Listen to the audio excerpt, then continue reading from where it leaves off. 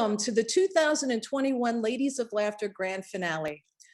The women you see here tonight were chosen from over 250 other contestants to compete for cash prizes, theater bookings, and the Ladies of Laughter titles.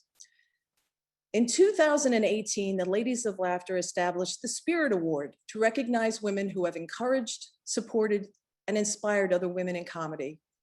This year, the Ladies of Laughter would like to recognize Jessica Kirson for her generous spirit and her formidable accomplishments in the field of comedy. Jessica Kirson, her name evokes comedy fireworks. Her comedy resume is astounding. She has appeared on The Tonight Show with Jimmy Fallon and Jay Leno and The View. Last year, Jessica was featured playing herself in the Crashing episode. She also recently acted in and served as a consultant producer and writer on the Robert De Niro film, The Comedian. She coached Robert De Niro on his role as a comedian in the film. Jessica recently produced FX's Hysterical, a feature-length documentary that premiered at South by Southwest that explores the changing landscape of women in stand-up comedy. Let's see a clip.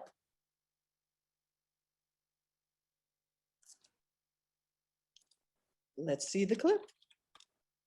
Brad. I had never understood sexism until I got into the comedy scene. Still have Facebook messages from like 2010, like, women aren't funny, but I think you are. I'm like, thanks, Mom. You have the mic, it's your turn. You have control. Once you stand up against power, the narrative changes. At its core, we all want to feel acknowledged. Everybody wants to be heard. That's feminism.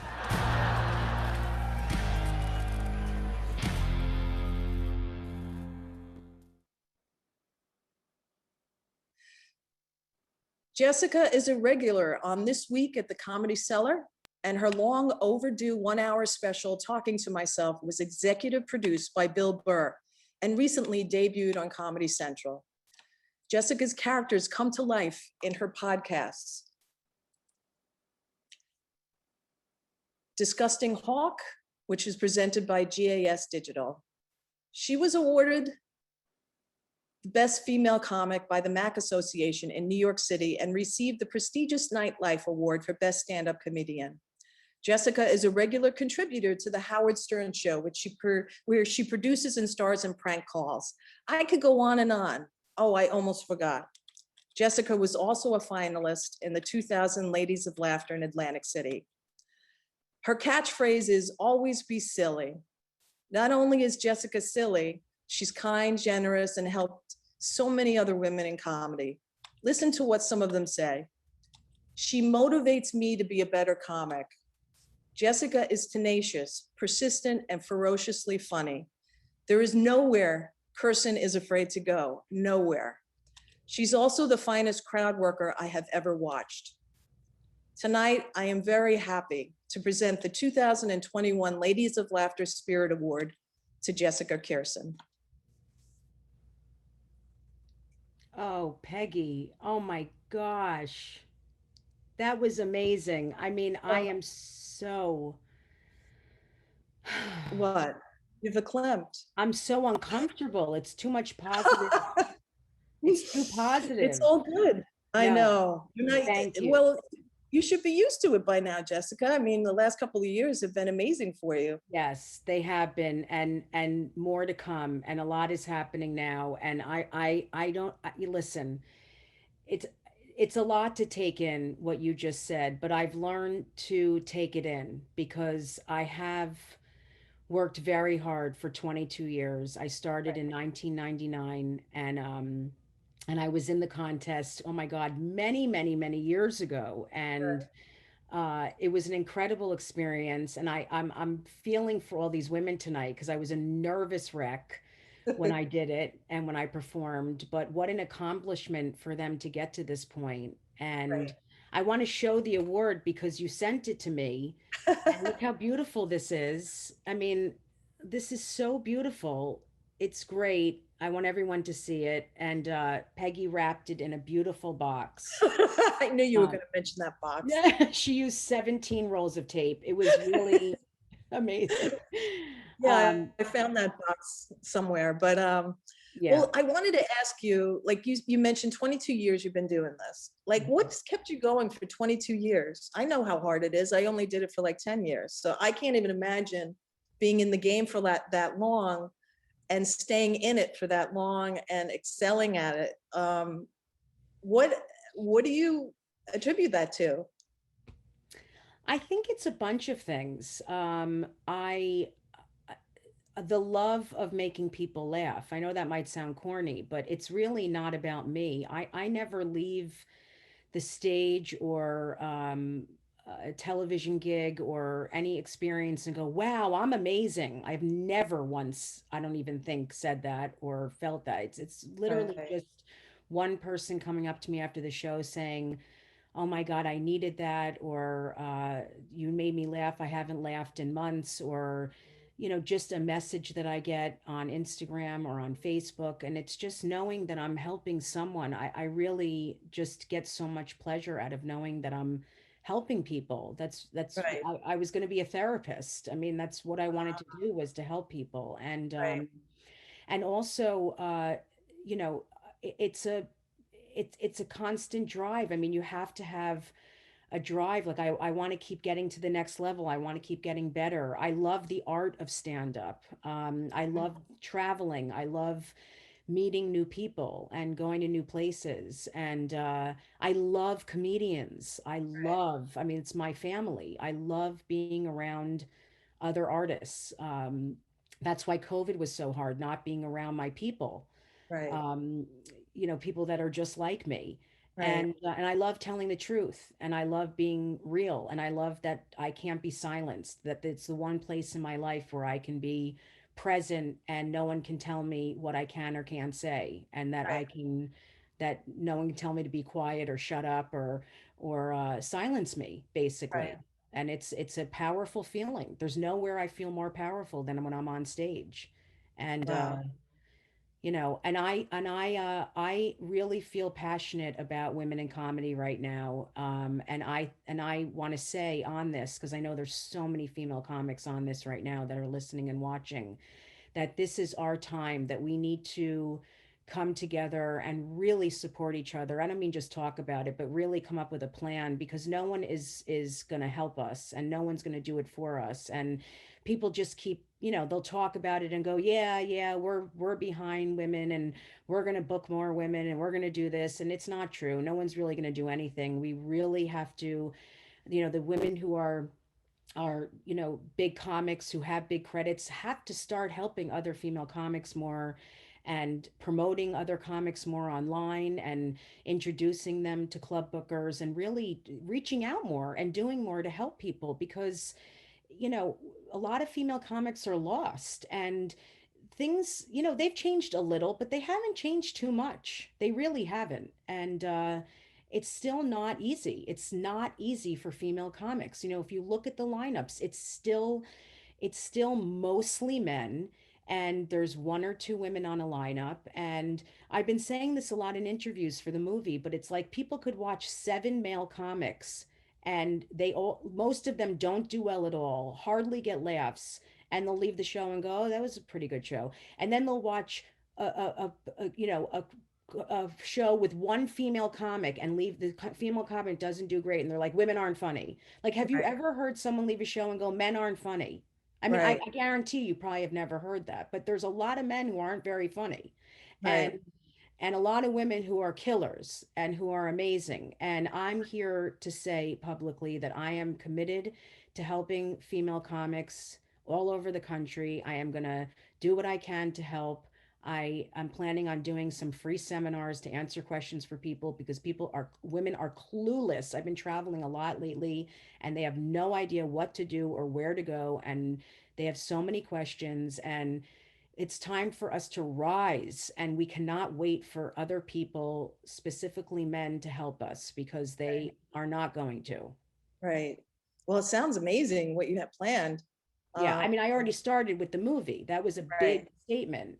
And that was my goal. That was to show what we've been through, and what right, we've been going through for years, since you saw comments that, you know, Jerry Lewis made how many years ago? I mean, this has Right. been going on forever. Right. Well, what would you say now to the women on the show and also in the audience that, are in the, maybe not just starting out, because it takes a long time. Let's say they've been doing it for, a couple of years or even like 10 years, because look, like you said, you've been doing it for like 22 years. So what would you say to them on, some advice that you might have to keep them going or motivated? Stay honest and true to who you are, no matter what anyone says, and be real and be vulnerable. And if I listened to what everyone said to me, I would never be where I am today. I stayed true to who I am and I stuck to my gut and did what I thought was funny and what I knew was funny. And I always listened to people who had what I wanted. If Right. someone had what I wanted, I would take a minute and listen to what they had to say. And Right. all those open micers who told me what they thought I should do, I really didn't listen to them because they didn't Right. have what I wanted. I Right. worked hard from day one, and you have to work hard. There's no way of getting it. There's no easy Right. way. I also Right. realized that no bad experience, or when something horrible happens, you get rejected, it's not the end of the world. And when something huge happens, it's not doesn't mean everything's like that's Right. it. It's Right. really it you got it, they're gonna Right. say it's you're only as good as your last gig. So Right. like when I worked with De Niro for 6 months as his right hand person in a movie, 2 nights later I was in a pizzeria performing in Midtown with people Right. talking the whole time, and someone threw a pizza slice at me. That's a true story. And I was like, this is the business. It's like Right.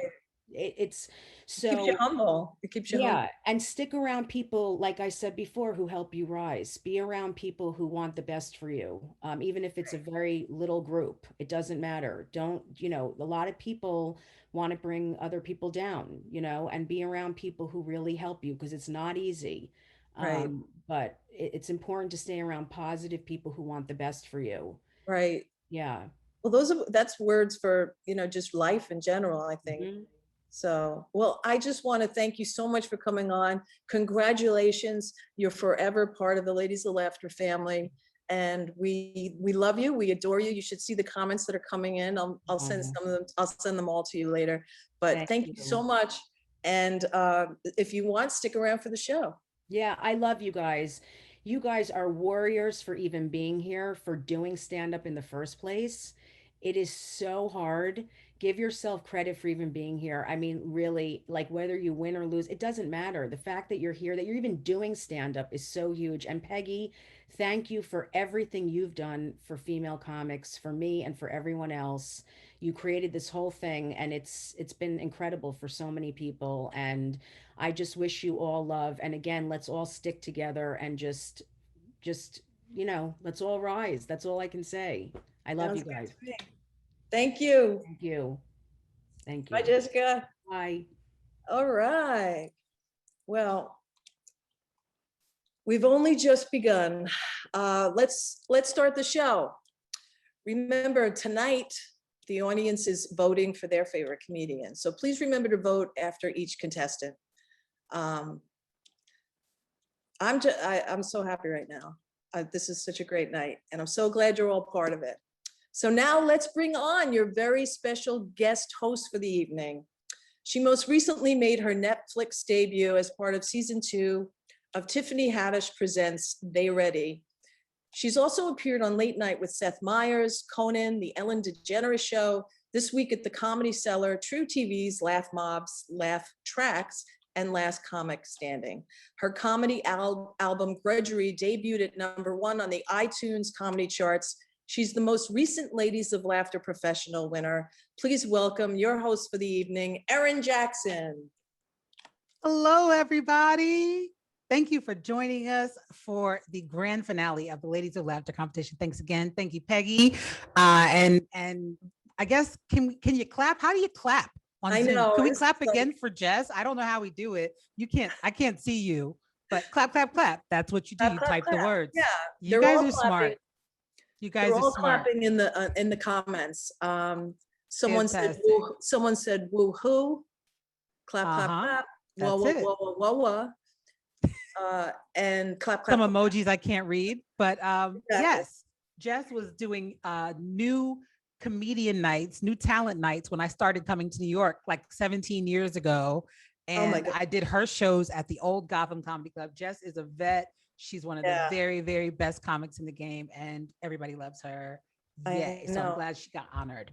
And I'm Yes. glad to be here with you guys. I Yay. was the last professional winner of Ladies of Laughter. I guess my reign lasted a little longer than we thought because of COVID. Yeah. Yes. Yeah, that was good. You had like 3 years, I think. I Oh, know, 1 year, but yeah, I still wore the crown, Peggy.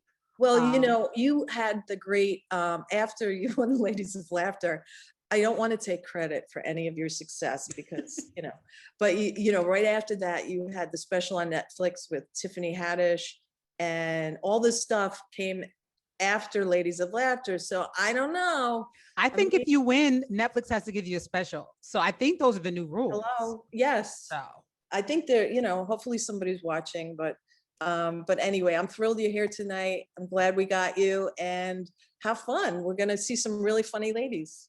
I'm looking forward to it. I can't wait. Oh, cool. Can't wait.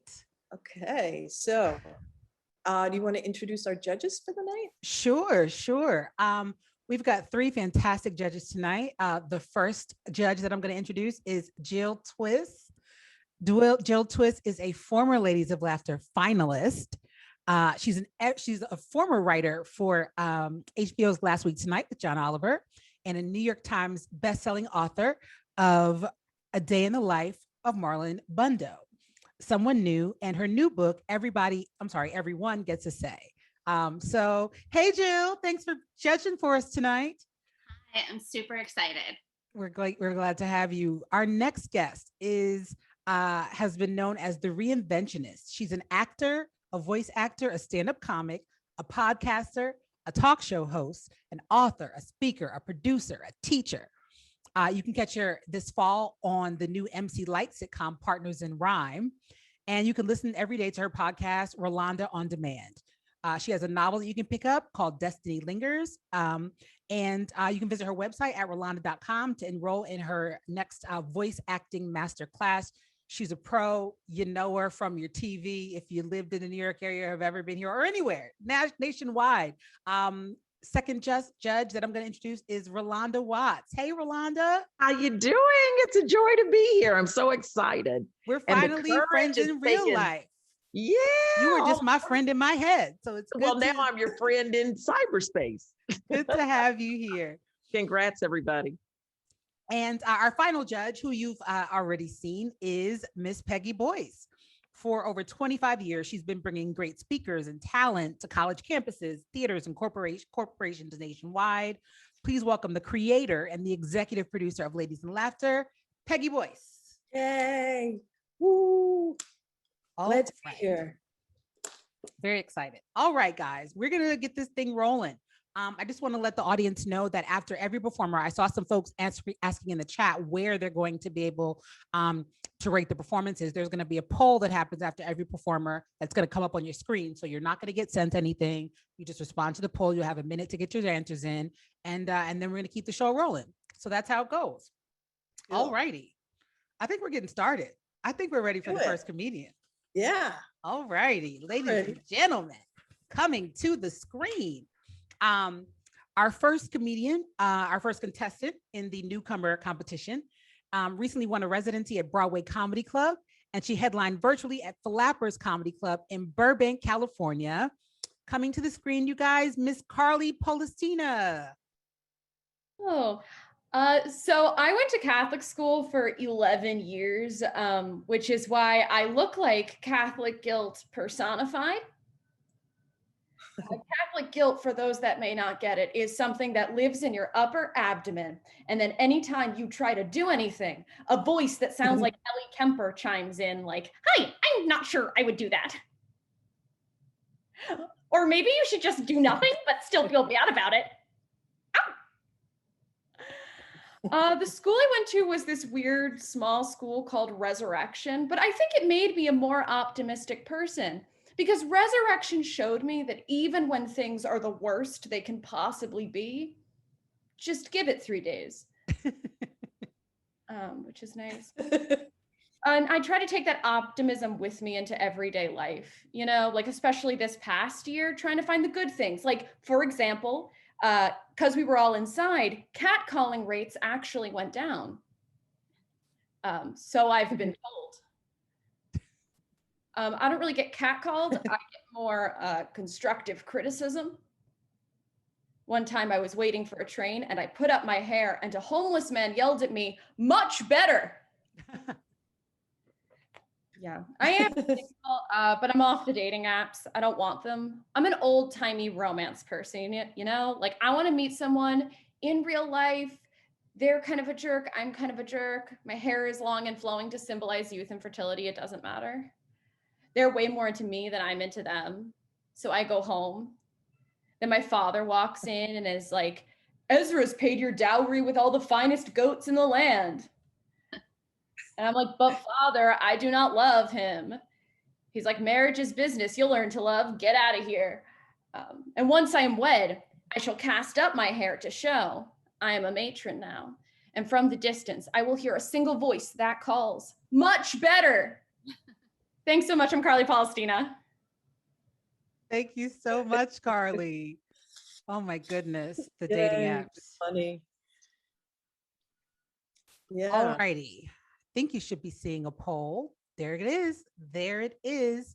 Just being judged in real time. This is fine. There's nothing. This is perfectly fine. Who doesn't love this? Oh my goodness. I think this is my last Zoom show, honestly. Guys, I mean, I'm gonna miss drinking and eating Cheez-Its during my shows, but I'm gonna see if I can work it into the live stage. I don't know about the rest of you guys. All right, those votes coming in. Ooh. All righty. What else shall we talk about here? I mean, I will say this: I did not expect the government to get it together this quickly. I did not think we would be back to work as quickly as we did. You know, I was pacing myself. Because at the beginning of the year, you know, they were like, maybe by the winter, there'll be some semblance of normalcy. And then it was like, maybe by the fall. And then Biden got in the White House and he was like, June, April, Tuesday. I was like, oh, damn it. It's already Monday. How am I going to lose 40 pounds tonight? I'm weirdly, you know, surprised and also disappointed by the quick rollout. I thought I had more time to lose the COVID weight, guys. All right. Let's keep the party going. I think we've got that first poll in. Fantastic. All right. Do I close that on my screen? I see this still. Should I just keep? I'm sorry. Move it. Yeah, just move it out. Oh, I can move. I didn't know if I was closing it for real. Okay, that was just on my screen. Got it. Sorry, guys. All right. Our next contestant is a Brooklyn-based stand-up comedian and writer who's been wowing teens on TikTok with her anarchist news show, Feel the News. She's been featured in the Black Women in Comedy Festival, and her writing has been published in Slackjaw. Next up is Marcella Onyango. Hey, Marcella. Hey, everybody. So I'm a vegan because being a Black woman isn't hard enough, you know? Every single time I tell people I'm a vegan, they get really mad at me. And I'm like, why? You're not the one who has to pretend cauliflower covered in buffalo sauce or buffalo chicken wings. Like, why are you so mad? I am also an immigrant, and people always ask me where I'm originally from. So I just tell them, I am from Wakanda. I mostly do that because Wakanda is the only country in Africa that most people know. But I'm actually from Kenya, which is a non-fictional country in Africa. And whenever I was growing up in Kenya, I used to think that my mom's sweet, endearing nickname for me was Satan. So Satan means Satan in my language. Like every single time my mother would catch me doing something truly awful, she would just yell out Satan. But I later found out that she actually wasn't calling me Satan. She was just trying to perform an exorcism. And my mother's exorcisms worked. Like my mom was so great at exorcisms, she could have been the Pope of the Catholic Church. If the Catholic Church knew that women were people too. Wow. Yeah, when I make that joke, I get a lot of groans from the audience, which is always super interesting to me because that's not the worst thing I could say about the Catholic Church, right? Yeah, so I actually moved from Kenya to Texas when I was 12 years old. And adjusting to life in Texas was really difficult for me, mostly because the only things that the Texans and I had in common is that I also had no knowledge of American history, and I also had a lot of difficulty making friends. None of the kids in Texas liked me. And I think one of the reasons why the kids in Texas didn't like me is because I told them that I was a communist. And that is my time. Thank you all so much. I'm Marcella. Bye. Great job. Thank you, Marcella. I think we need to, obviously you guys see the poll. I'm thinking maybe we need to introduce some sob stories into these, because I feel like on The Voice, if we were judging a singing competition, right? If you had a sad story, it would definitely boost your score. So if anybody wants to start their set, with difficulty in their lives, I mean, feel free to do it. I think it might help you in the back end. I can't say for sure, but I know if I was voting, I want to know, Well, I want to know about the hard times. I can start. I know. Isn't that what stand-up is anyway, though? I mean, Totally. when you think about it. Oh my It's like goodness. it's therapy. It's half therapy, half entertainment. Oh my goodness. I started therapy during lockdown. Really? Yeah, because I just was like, I know I'm fine, but I just want to confirm that. That's why I started therapy. But yeah, I'm not fine. You did that I don't. online? You did Yeah, that- I've been doing it online. Just a lady who comes into my house and tells me awful things about myself. I'm like, I'm going to cut you off. I'm turning you off. Well, that's usually my mother, but so you pay someone to do that, huh? I do. I don't even get to sit on a couch or anything. I'm sitting on my couch, which is not how it's supposed to be, but fine. I see your couch. It's a nice color. Oh, thank you. It's peacock blue. I got it Yeah, I recently love it. during my COVID redecorating. All right. You guys, we are going to move on to the next contestant, who is a comedian from Queens, New York. She's performed at clubs all around New York City, such as the Comedy Cellar, Dangerfields, Broadway Comedy Club, and the Tiny Cupboard. She's also the co-host of the Queen Squared Mic, a weekly rooftop show based in Bed-Stuy. And she's committed to featuring BIPOC and LGBTQ comedians. She's also the winner of the 2021 US Comedy Contest. Please welcome to the screen, Mika Mo. Yay. Hey everyone, how's it going? My name is Mika, and yes, my voice is just this raspy. And I know it's not raspy in like a sexy way. It's more like in a she may have testicles kind of way, which is fine. It's totally fine. I'm from Queens, like the host said. Specifically, I'm from Astoria. And I love my neighborhood. It's super diverse, lots of Greeks and Italians and such. But not a lot of Black people, at all. I never really felt out of place in Astoria though, because I grew up around a lot of wiggers. Y'all know what a wig is, right? Kind of looks like this. Don't say what it actually is. It's kind of a trap, right? Growing up in my neighborhood, all the stereotypes about Black people, like being out of jail and having various different baby moms, that was all the white people. Yeah, all of them. Aaron mentioned Biden earlier, and I've been watching him on TV. But you know what? I've just been kind of bored by Biden, and it made me miss that other guy. It made me miss, sorry to say, our first wigger president, y'all. That's right, Donald Trump was a wigger. Think about it. Dude loves drama and gold. All his friends are like in and out of jail and shit. And like, here's the major wigger thing. If you mess with him, he's getting all his homies to storm the Capitol to rock you out. Like, he doesn't care, right? That's that wigger stuff. And he's also from Queens, wigger capital of the world. Come on. Anyway, my name is Mika. That's my time. Thank you so much. Thank you, Mika. Thank you so much. Oh my goodness. Nostalgic for the last guy. That is not a take I expected to hear, but you're welcome to have it. We respect all opinions, and all points of view here. I will say this. This is what I've always thought about Joe Biden. God bless him. You got to be careful what you pray for. This is what I think, Peggy. You got to be specific when you pray, if you pray, because Joe Biden wanted to be president for like 40 years. And he finally gets to be president. And it's like, okay, no inauguration, no balls, no, I mean, really just civil war, a pandemic. Like you got to say when. I feel like you should, sometimes ask God for like a time frame. You know what I mean? Like before I'm ancient. I just feel like you have to, it'll teach you how to pray. I think he's the perfect example of that. Yeah, he's stuck in there.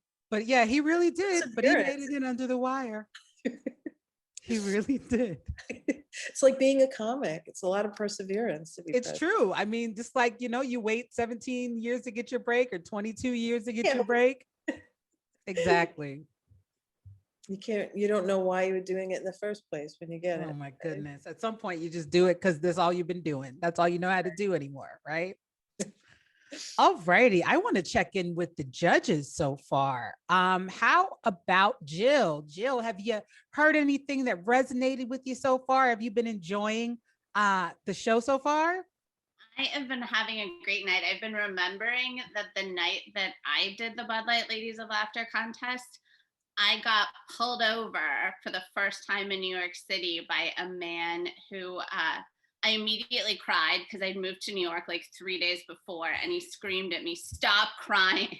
Oh my goodness. And I said, I would if I could. And then he said, I could take your car. And then I had to go do the show. So whatever you guys are going through tonight, I hope you have an amazing night, and at least you get to stay home. Wow, Yeah. I had no idea that happened, Jill. Oh my goodness. How many years later I find this out? What is it like? Yeah, there's no, we'll say 10. 20 10 years? seems like a fair number. That's a big lie. Yeah, it was a couple of years ago.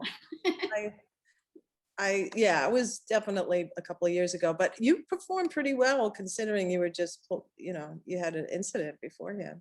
He did not take my car. He was just trying to toughen you up. He Yeah, was. that's I all. just moved to New York. It was, I remember very clearly that it was a street where you could not turn right on a green light unless you were a bus. And I didn't know, and I turned right and never did it again. That'll make it, yeah, never again.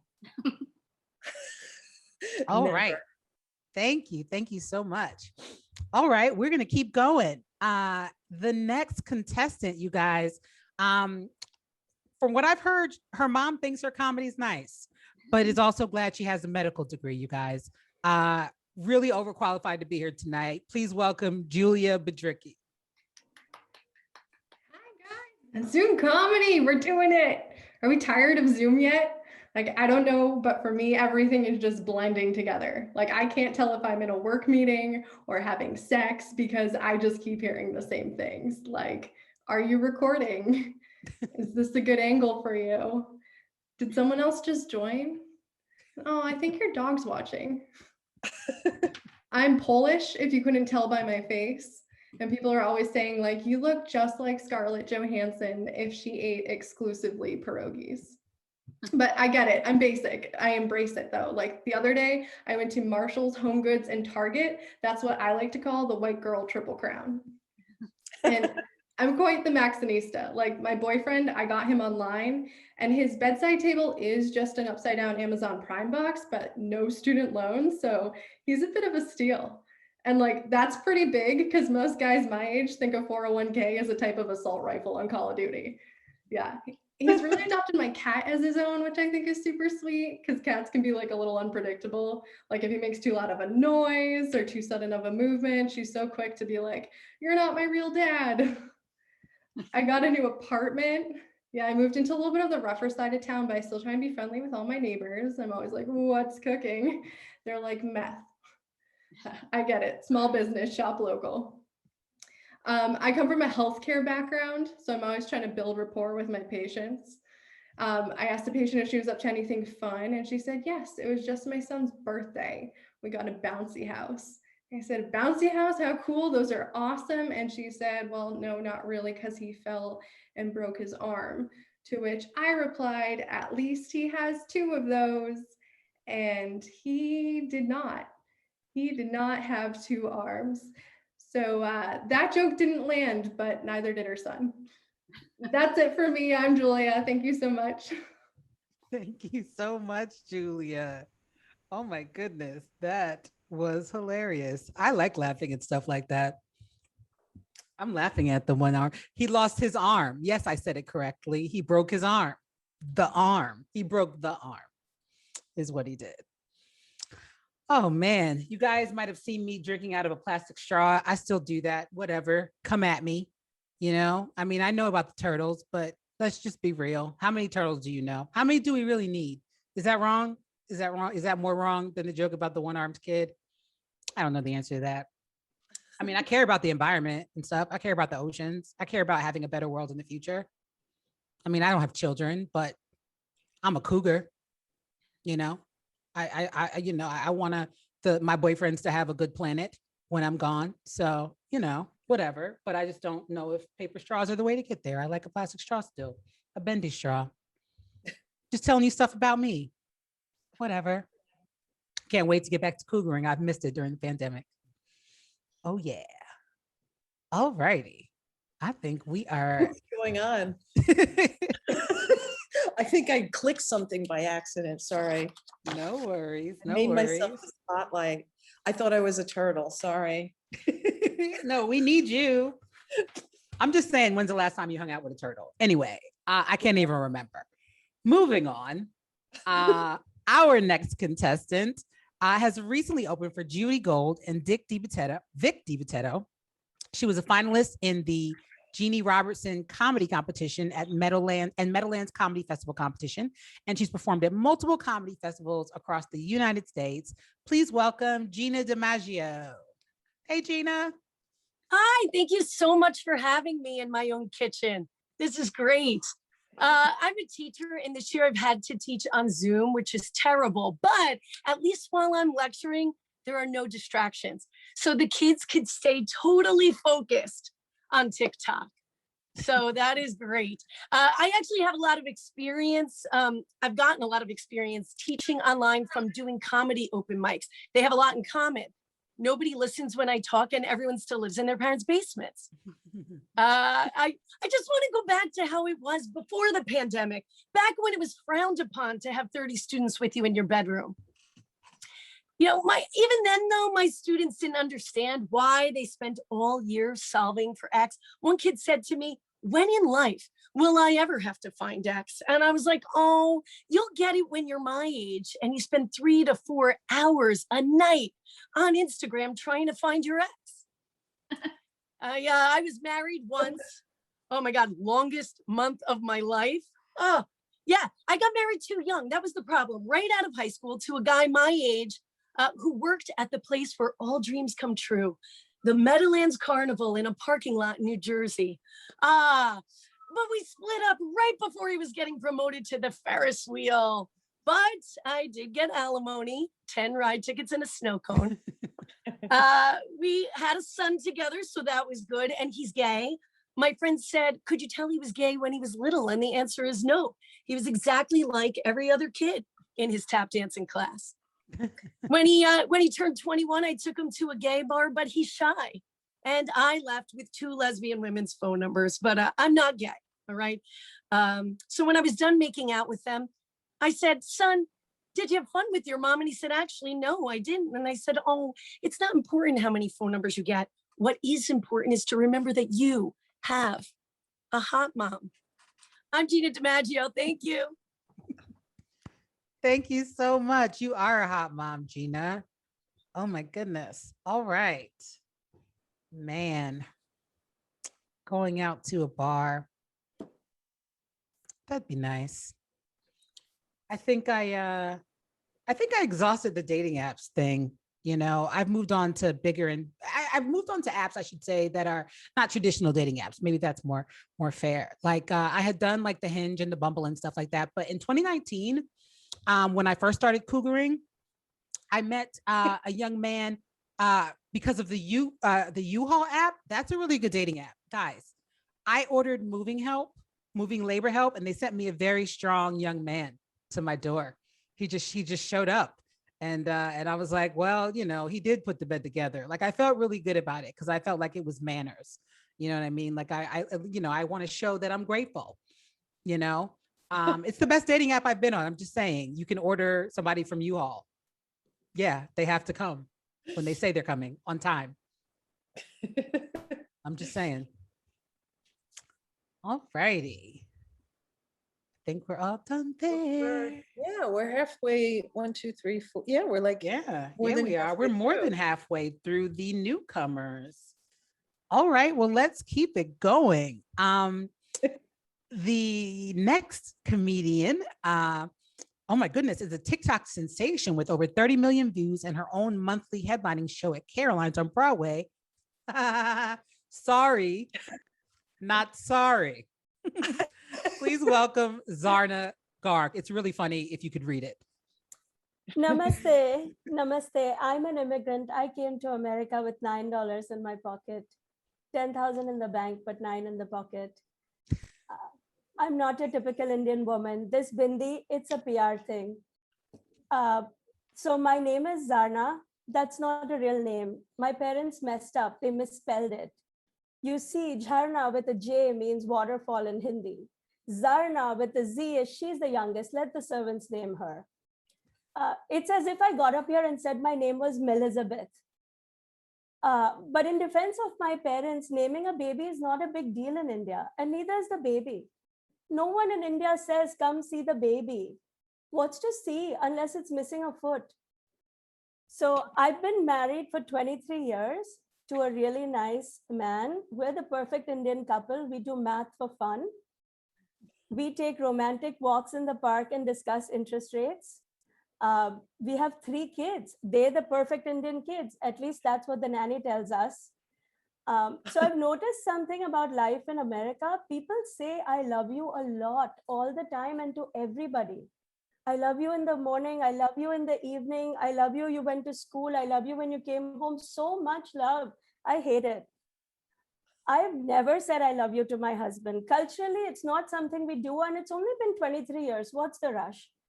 But if he said it to me, I'd know he's cheating on me with an American woman. Where else would you learn this nonsense? And we've never had a candlelight dinner either. Why would we? We came to America for the electricity. White people love to go to India to find themselves, the one place on earth where we don't need to find more people. And they write books, Eat, Pray, Love. No Indian would write that book. Our book would be Eat, Pray, Eat. I should know, I wrote it. Namaste. Thank you so much, Zarna. Oh my goodness. You guys, make sure as you're voting and giving your feedback, show the ladies some love in the chat. Everybody wants to read good things about themselves. Yeah. You know what I mean? Yeah. And not just your friend, okay? Not the person you just came to support. Give everybody a little love. Yeah. All right. Yeah. A lot of moms here on the panel, but I'm guessing in the audience too. I'm not a mom. Is that why I'm day drinking? I don't know. It's not day anymore. It's nighttime. Yeah, I don't have kids. Yeah, I'm at the point in my life where people will say, you know, oh, you still have time. When you're in your 40s, you tell people you don't have kids. They say, oh, you still have time. And I'm like, for what? Ew. No, thank you. Children to me are like Netflix. That's how I think of them. Like I really enjoy them, but just not enough to get my own subscription. But I will watch yours if you let me, you know, that's how I feel. So brava to all the moms. But yeah, I guess that also made you a teacher too this year. Teachers and moms. All right, moving on.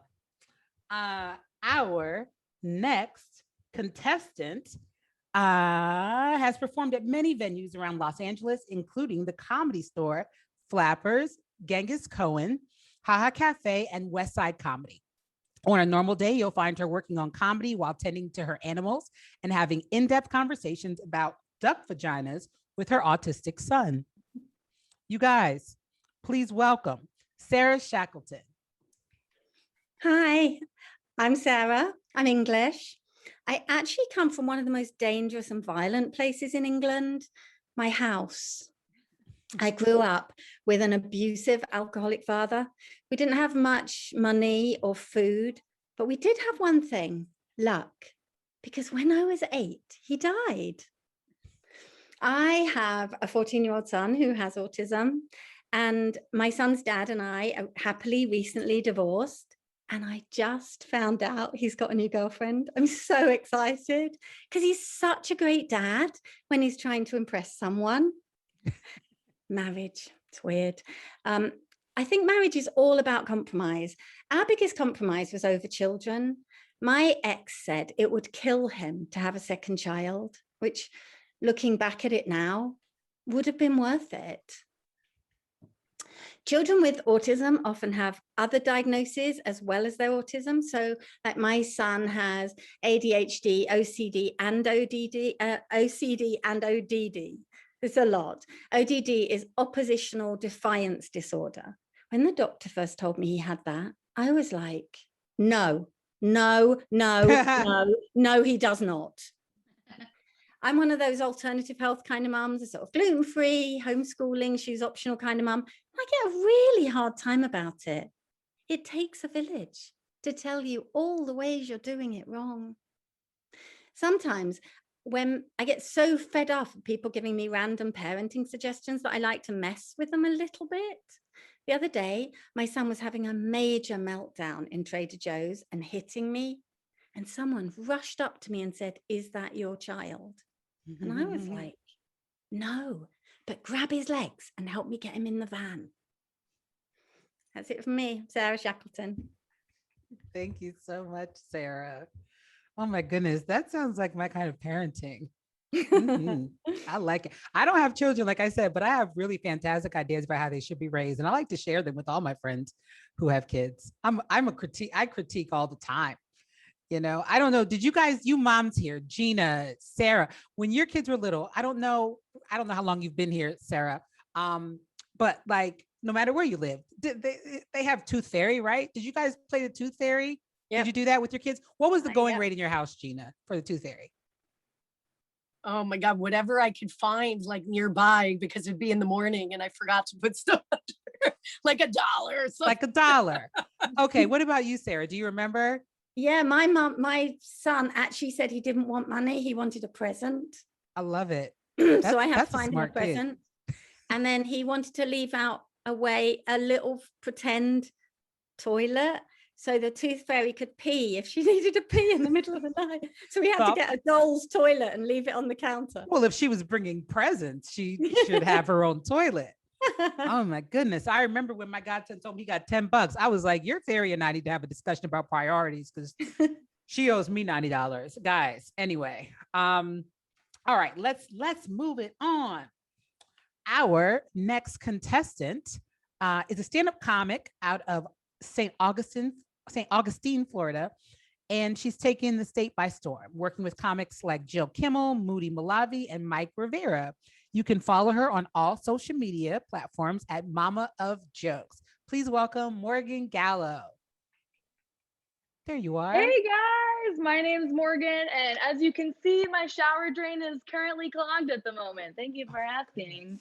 People do ask me though, they're like, hey, does the carpet match the drapes? Like if it did, it would look like 2 Sasquatches on vacation. I don't know what you want me to say with this.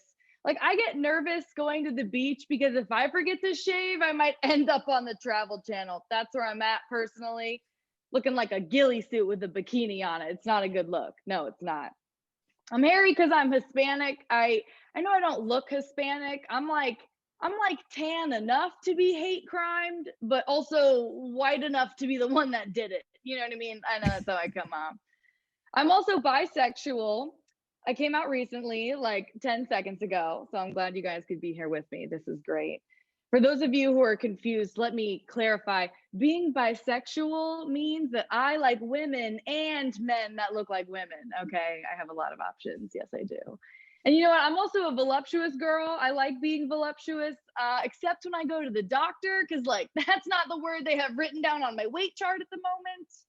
I don't understand why they have to weigh you every single time. And it's always on that ancient abacus scale from what, 1200 BC that might as well announce how fat you are with how loud it clunks to one side. Like, we have the technology to send a rocket to Mars, but we're still weighing people like the daily catch at a fish market.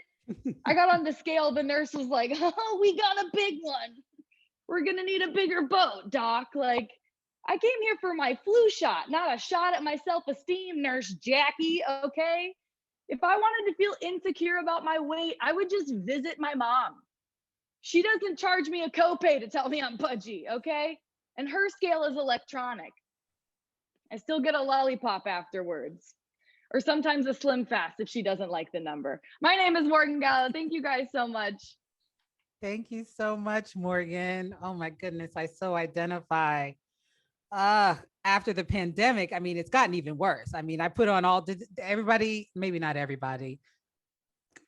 I'm sure some of us can identify with the COVID-19 35. No, just me. Oh my goodness. I started walking around my neighborhood. That's what I've been doing for exercise. But I had to stop. Like, I walk only at the high school track now. Because I don't know if you guys know this. Morgan, you look beautiful. You're not really in this conversation, but I respect your issues. But like, I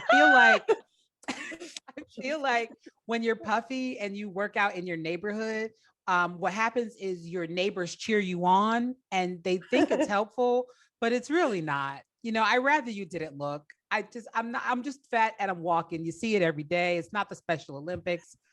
You know, I'm not Rocky training for a fight. I don't need the whole street lined up like, you can do it. I'm like, I know I could do it. I just don't want to do it. That's how I got this way. Okay. Don't really need you looking. So I walk around the track, you know, and yeah, so that's what I'm doing. I'm just trying right now to find the balance between hydrating enough to go to the track and having to pee when I get there. That's a thing I'm working on. As you get older, it becomes a problem. You know, I get there and I'm like, well, I have to go home now, or squat in the infield. And then I go home. And then I'm like, well, I never work out. I'm not going back. Yeah. It was the thought that counted. I think that works with exercise too. All right. I think, Peggy, that we are down to our last newcomer contestant. Is that right? We are. Oh my goodness. All right. Well, let's not hold her up. Our next contestant our last contestant in the newcomer section is a Chicago-born comic who's performed on multiple comedy stages, including Broadway Comedy Club, Greenwich Comedy Club, Comic Strip Live, and the Pit. At the 2019 SoloCom Comedy Festival in New York City. And she loves French fries. You guys, please, me too, Akua. Please welcome Akua Doku. Hi, yes, my name is Akua Doku. It's a West African name, and I know it can be difficult name to pronounce, so I've been thinking about using an easier name, and my top choice is Oprah Winfrey. Viola Davis, strong second. My parents are from West Africa, Ghana, but I was born here in the States. So I like to think of myself as Ghanaian by blood, American by birth, and crazy bitch by night. Sometimes by morning too. I feel like since the panini happened, I've been like a little bit more irritated with people. Like a few weeks ago, I had gone to a hotel and I saw this woman walking down the hotel stairs with no shoes and no socks on. I was like, wow, she got a lot of confidence in this floor, because there could be some corona and salmonella on her feet. And she's like, I'm good with it. And I was like, this is why I do not endorse toe sucking. Not a good idea. Not a good idea. But every time I feel a little bit irritated, I'll go to TikTok. That's my happy place. One of my favorite stories from there is this woman was on there talking about her ex-boyfriend did not wipe himself after pooping because he thought it was gay. And I was like, wow, if this dude thinks wiping his behind is gay, he does not want to know what brushing your teeth means. Just saying. But another favorite story of mine is there's this woman whose friend had gone on a second date and the guy bought her a gift. It was a heart-shaped rhinestone butt plug. And I was like, oh, how rude. Doesn't he know the butt plug is the 5-year wedding anniversary gift? Come on, man, get it together. Get it together. Thank you. I'm Akua Doku. Thanks for having me. Thank you so much, Akua. And that wraps up our newcomer section. You guys get those votes in for this last contestant. And yeah, we'll be moving on after that. Everybody did such a great job. Congratulations, ladies, for making it to the final and for doing such a great job. You look fantastic. You all look like you're in the same place. It's lovely. It's lovely. Goodness, am I supposed to? Oh, no, judges are tabulating, so I can't talk to them yet. I don't know. Rolanda, do you want to check in? Do you want to check in with how you feel about the contest so far? Oh, we can't hear you. You have to unmute. Okay, there you go. Yeah, just really enjoying the performances. And I really like how folks are going into their different cultures. That's really fun because that's always going to make you unique. That's always going to keep you authentic. And it's also interesting. Don't ever underestimate the power of an interesting story. And you taking us home, someplace we've never been before, into your mama's kitchen and your back bedroom is really juicy stuff. So really milk that, because nobody else in the whole club will probably have that experience that you've had in India or Africa. And by the way, I was one of those folks who went to India to find myself. Black folks do it too. Oh my guys, keep it up. Very, very true. If you write from your own experiences, nobody else has that story. So yes, fantastic job, ladies. All right, are all the judges' scores in? Should we move on? Let's do it. All right, we are now moving into the professional section of our competition tonight. And we are going to start it off with a very funny comic who's recently won the Boston Comedy Festival and had an article in the Wall Street Journal about her journey from law professor to stand-up comedian, another very overqualified contestant. Please welcome Liz Glazer. Oh, thank you so much. Yeah, that's true. I wasn't always a stand-up comedian. I used to be Alice from the Brady Bunch. No, just kidding. I was a law professor. That's what Alice did. She didn't get much of a backstory. But yeah, like sometimes people are like, why did you go to law school? I'm like, I'm setting up a joke I'm going to tell in approximately 14 years. I'm a planner. Like, how do you use your law degree? I sue everyone. You've all been served. But that is the typical route to stand-up comedy. I'm sure everybody knows this, but like generally speaking, if you want to do stand-up comedy, you go to law school for 3 years, then you practice for 2 years, then you teach for 9 years, then give it all up and do stand-up comedy, yelling into your laptop in front of the bathroom with the cat litter. It's the dream come true. It's my mother's nightmare. But anyway, no, I do a lot of yelling into Zoom. I have a question though about Zoom, okay? Do we know after a year on this website that it's pronounced Zoom or Zoom? I think Zoom, just a theory, okay? Because the thing is, it's like we've been locked up for a year, okay? I have never seen a commercial for Zoom, okay? Like, what if it's like the book that you read over summer vacation and while you're reading it, you think you're saying the words right, and it's not until the first day of school you realize you were wrong all summer. Like, you get to school, you're like, oh yeah, I totally knew her name wasn't Hermione, right? They definitely did not serve hors d'oeuvres while she was wearing lingerie, crotcheting a blanket. That's what it said. You know, I think, you know, I got my vaccine. The pandemic is over, at least here, right? Quarantine's done. I say Zoom, okay? I think I would be a good spokesperson for Zoom. Just saying, I married my wife on Zoom. I am a lesbian. I feel like at some point I did get gay enough I could stop coming out. People were like, we're aware. But I wonder, like, my wife and I, you know, what kind of lesbians are we? Are we typical lesbians? I think, you know, in a way, sure. We have cats, okay? You got us, right? We have 200,000, okay? But the thing is that we're different from each other because she wanted a big wedding and I apparently wanted a pandemic, because a Zoom wedding for me, or Zoom, was an absolute dream come true. Okay, we walked down the aisle to a podcast. We served a sourdough challah that we made ourselves. I wore this. You know, it was a dream, truly. But it's like, I mean, honestly, we like my parents. Okay, when I came out, they were not thrilled. But I started dating a rabbi. Okay, but when I came out, my parents were like, Elizabeth. And I go by Liz, but it's like they paid for every letter, and vowels are expensive. They're like, Elizabeth, you're a lesbian. What are we going to tell everybody at shul? if you're a lesbian. Then I start dating a rabbi. They're like, hold on, we're proud, you know? So the thing is, like a rabbi and a stand-up comedian, I mean, we were really trying to keep the wedding small, okay? And so my wife was like, listen, I do this for a living. I will marry us. And I was like, I do this, I was going to say for a living. And I was like, I can give the best man's remarks. A rabbi and a stand-up comedian married to each other. Pretty safe to assume at any moment, one of us is in the middle of a speech. Thank you so much. I'm Liz Glazer. Good night. Thank you so much, Liz. And congratulations on your Zoom wedding. Thank you. Has anybody been to a Zoom wedding? I went to one during lockdown. You're nodding, Rolanda. I went to one. It was lovely and very, I think, intimate for the couple. You know, we were all watching, but in the room, there were only like 4 people, which I thought was really great. But it made me wonder, because I feel like this is just me. I mean, call me what you want. But I always felt like, you know, the contract with weddings is like, I'm your friend. I want you to share my day with me, and I want to come witness your day and all that stuff. And then, I buy you dinner and I buy you some liquor and dessert.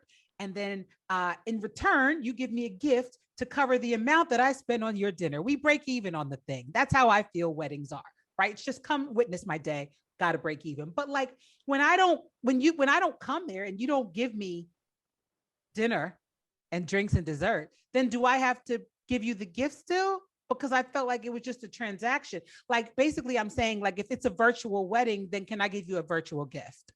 Or like a gift even, you know what I mean? Like, what if I just send you Nene Leakes? Like, yes, right? And then that's it. Here you go. Congratulations. Rolanda's nodding her head. She's like, that was awful, Erin. But that's okay. Some of the jokes are awful. You should. Yes. No? All right, fine. Moving on. This next comic performs all over New York City and was recently a semi-finalist in the inaugural American Black Film Festival with Ambassador Kenya Barris. She's currently a writer on season 2 of the NBC late night show A Little Late with Lily Singh. Please welcome my play cousin, Vanessa Jackson. Hello, Erin. I also gained a ton of weight during this pandemic, which is not fun. And I started going to a gym called Planet Fitness. Anybody else here broke? Yeah? Okay. If you're not familiar, Planet Fitness is a gym which is $10 a month, which I think is $10 too much. And that's because they have monthly bagel parties and pizza parties that they throw in the gym, which is insane. Or I think it's cool because they're just trying to be like the cool mom of gyms, you know? They're like, we know you're gonna eat carbs. We prefer if you did it here in the gym. I really respect that. I am a Black woman, so like losing weight, we're a little bit curvier. So losing weight is not usually like celebrated. It's like highly suspected.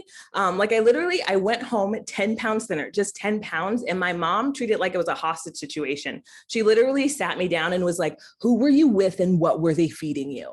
She was like, blink twice if you need mac and cheese. And I did. I'll put it this way, like if there was an all Black woman edition of the show, My 500-Pound Life, it would just be called Living My Best 500-Pound Life, you know? Like that's the level we're operating on. I think it's also because as Black women and the other Black ladies in the chat, there are a few, you can vouch for me on this. We have like 3 cardinal rules, right? Like don't lose weight, don't lose your temper, don't lose your underage friend at an R. Kelly concert, right? Okay, too soon or not soon enough, people? You know, no, I recently actually during quarantine, I discovered that my body type is what people call mid-sized. Does anybody know what that is? Or do you not use Google to search for self-worth? No? Okay. I'm mid-size, which is the body type where you're not quite thin, but also not quite plus size, which I just thought was called invisible. But there's a name for it. The reason I think I was so offended by this term is because first of all, I heard it on TikTok.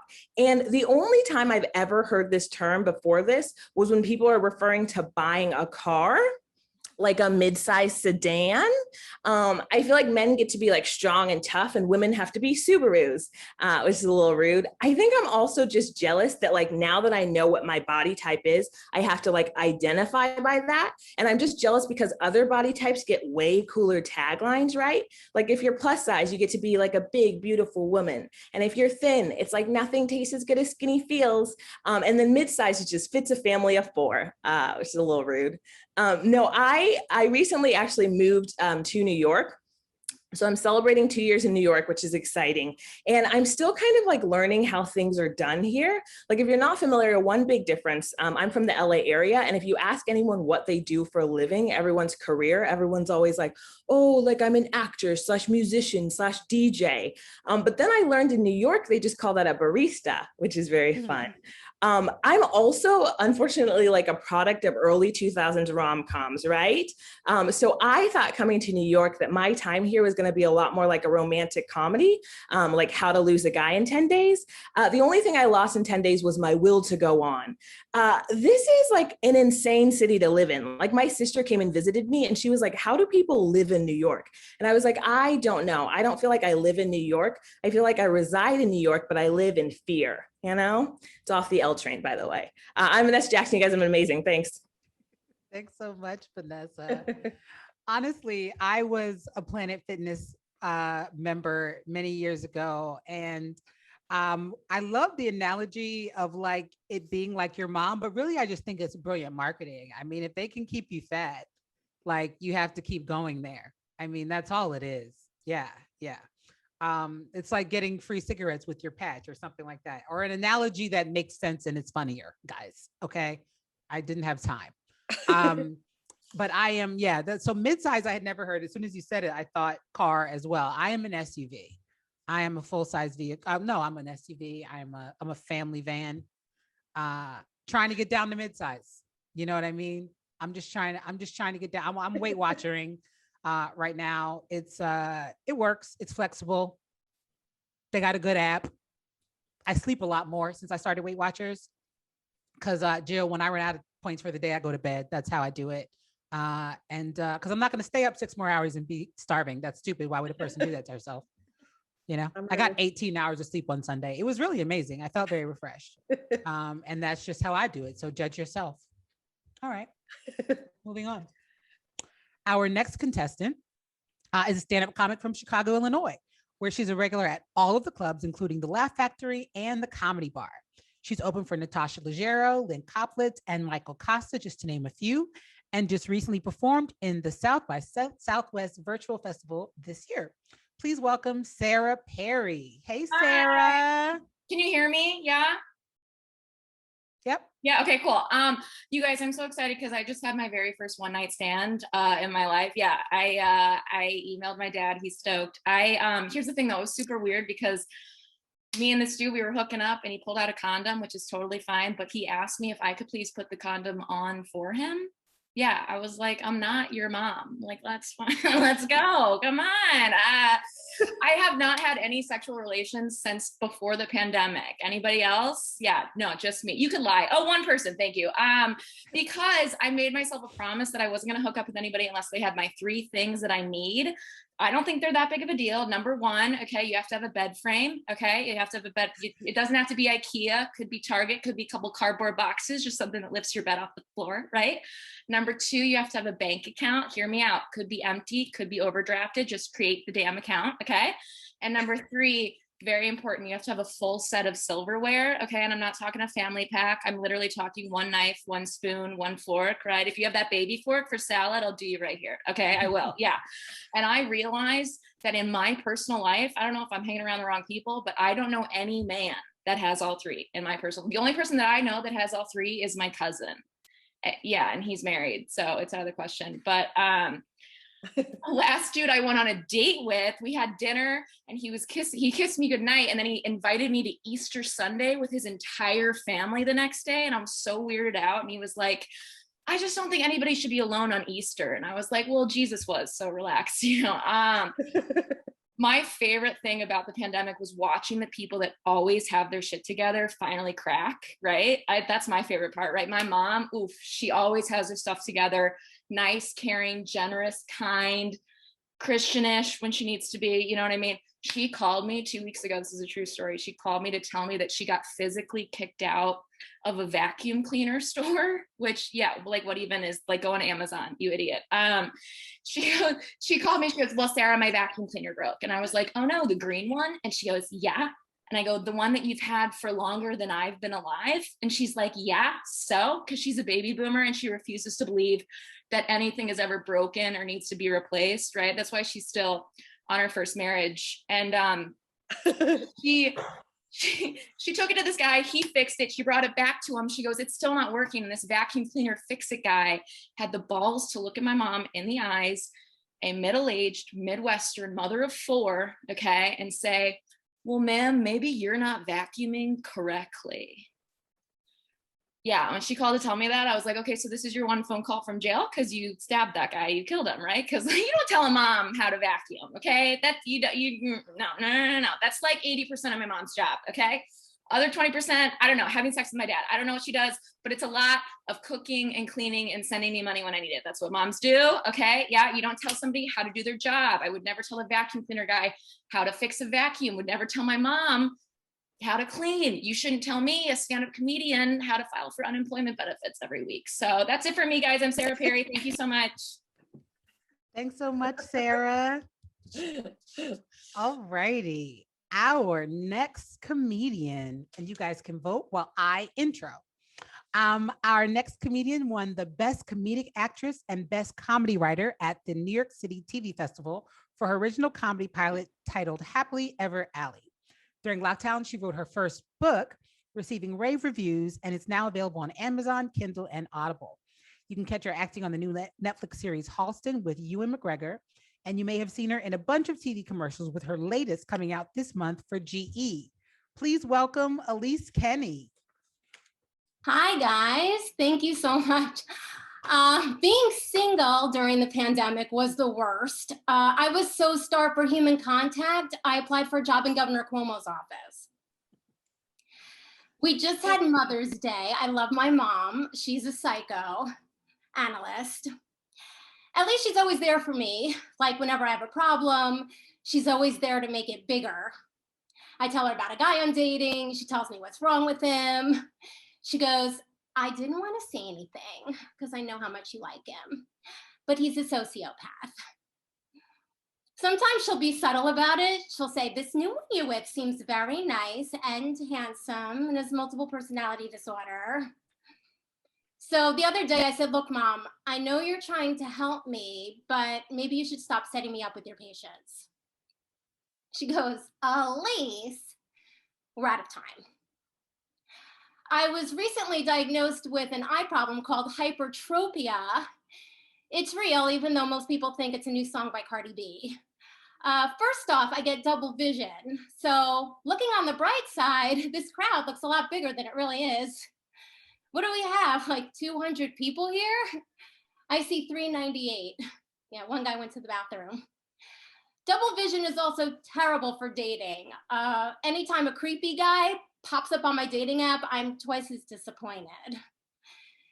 I did a lot of Zoom dating during the pandemic. The hardest part about that is trying to end a date because the guy knew I had nowhere to go.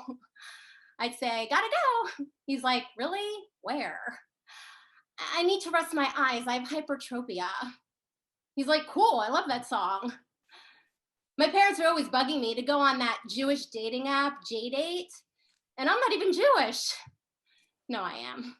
But people don't think so because I look more like an undercover Jew from Connecticut.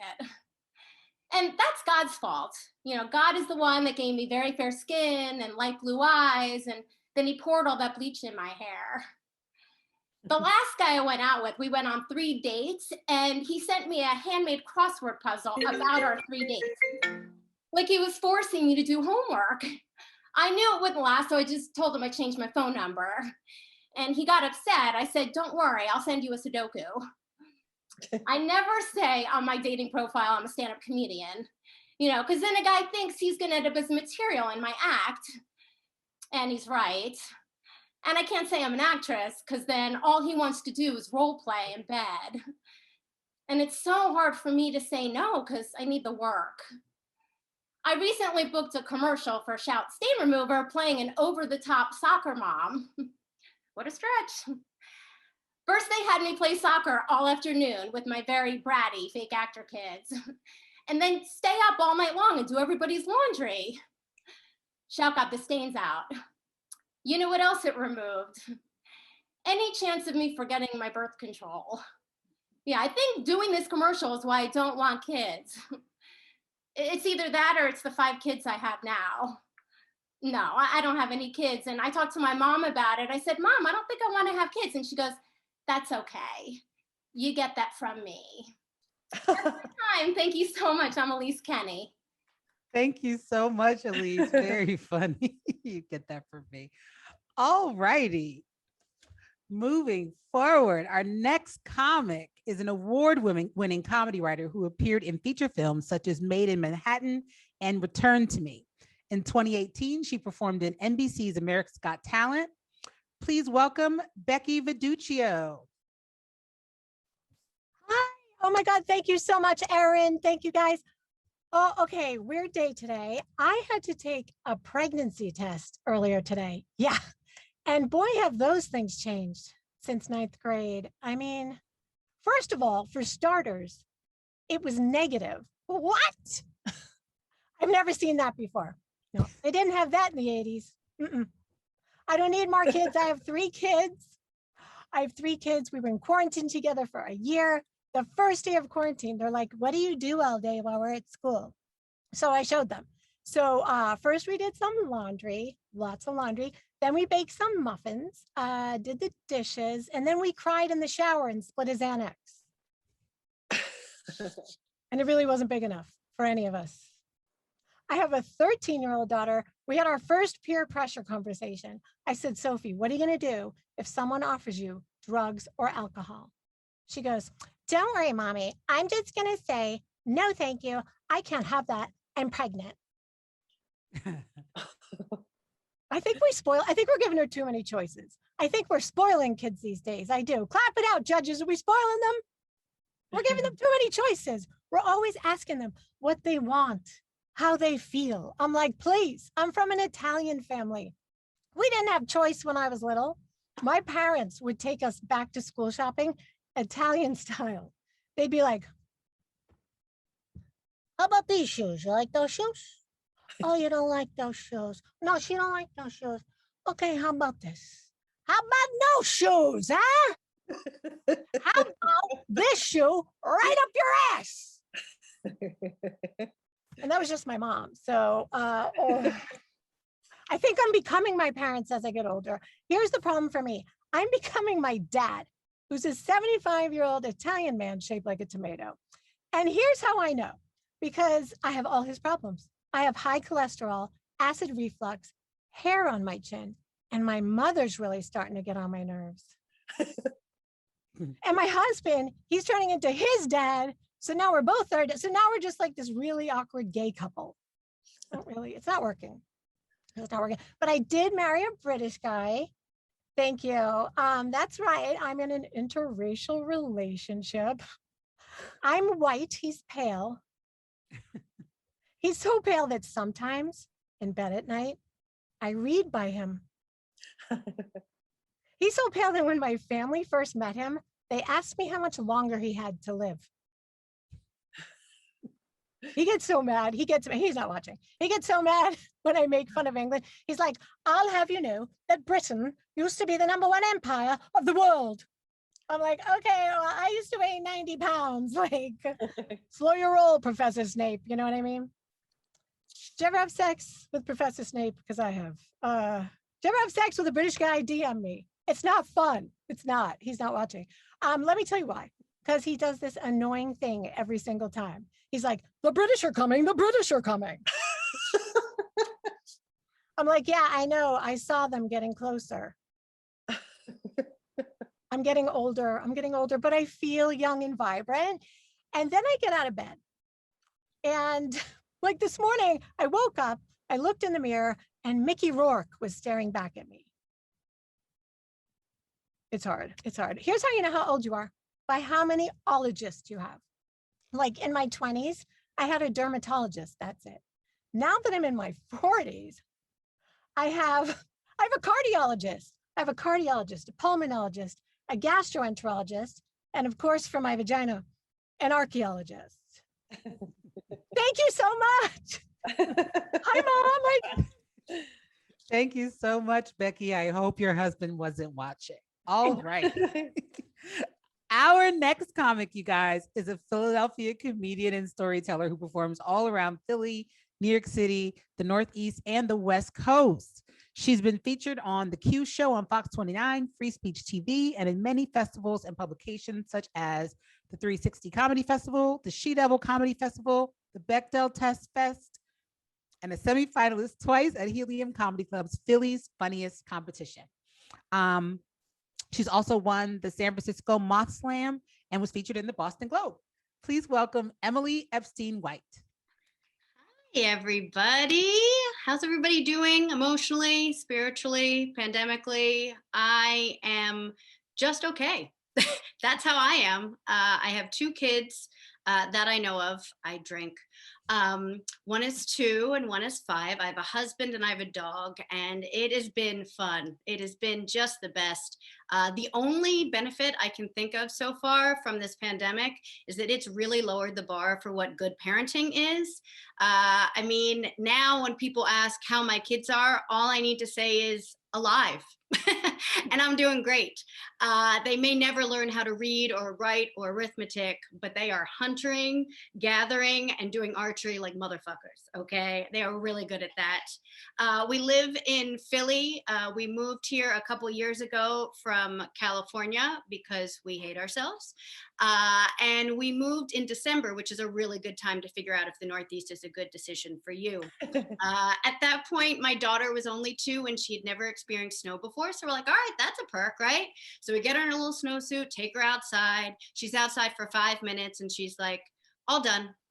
All done. And I was like, yeah, me too. We've made some questionable choices here, but let's give it a little more time. And also, you've probably already peed in your snowsuit. So let's just see how it goes.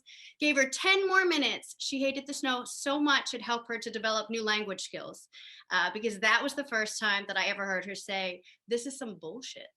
Just so adorable with that little 2 lisp. It's so great. My kids are bluish, that is Black and Jewish. So basically my children are Drake with 60% less eyebrow and the same amount of emotions because that man has a lot of feelings. I love going out for walks with my ambiguous children and my dog. I love the questions from strangers, always appropriate. Most of the time, I'm not really sure who they're talking about, but thankfully I can give the same answer for everybody. They'll be like, oh my God, she's so cute. What is she? And I'm like, oh, thank you so much. She's a rescue and you can't pet her and she bites. I have to say though, after thinking about this in great detail, having several children of my own, this is controversial, I know, but I am much happier having these kids outside my body than inside my body because there are so many things that you can't do when you're pregnant because of science, but like, let's be honest, it's judgment. That's really the problem. Like you can't have caffeine, you can't have alcohol, although quite literally all of my friends were like, don't even worry about it. My mom drank the whole time. Look at me. And I was like, thank you for keeping me on track because you're a disaster. And is that why you have a flipper on your right hand? Also, you can't have sushi and soft cheeses. Like as a white woman, that's my lifeblood. So that's been very hard for me. And then there are the cravings, right? You just never know what kind of cravings you're going to have. Like for my daughter, it was sheet cake. And for my son, it was cocaine.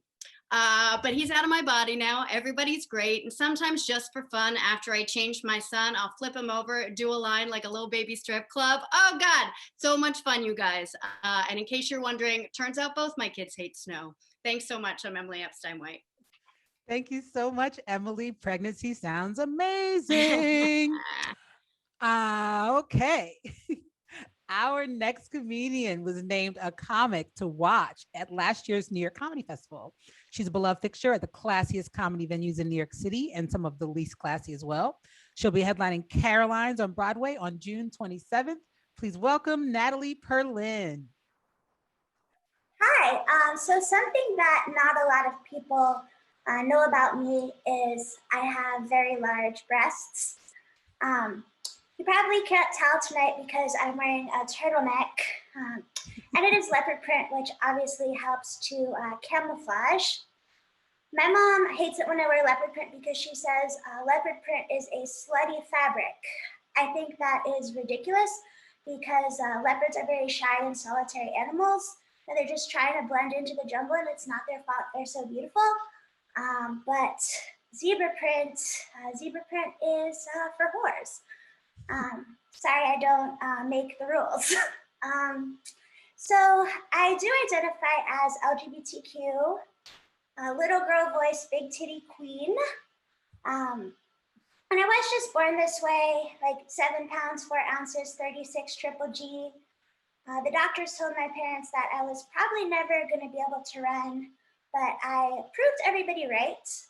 And yeah, I know I have big tits, but I don't have like big tits energy.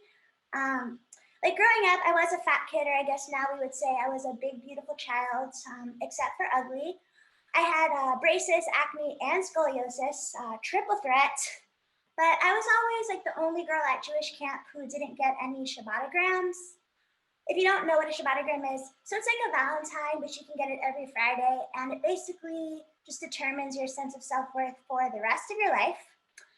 And every summer I was like, this is the summer Adam Bregman is gonna give me a Shabbotogram, because every summer I would give him 4 hand jobs. And so, yeah, growing up, I always felt like I was an ugly duckling, but then one day I realized, Natalie, you're not ugly, there's just no Dominican man at Jewish camp. So now I live in Washington Heights. I'm a beautiful Dominican swan. And I even have a thirst trap Instagram account with thousands of followers from all over the third world. But I am tired of fuckboys. Like, where are all the fuck men? I think I'm just an old-fashioned girl. Like, I don't want to do online dating. I wish I could just meet a guy like at a malt shop, you know?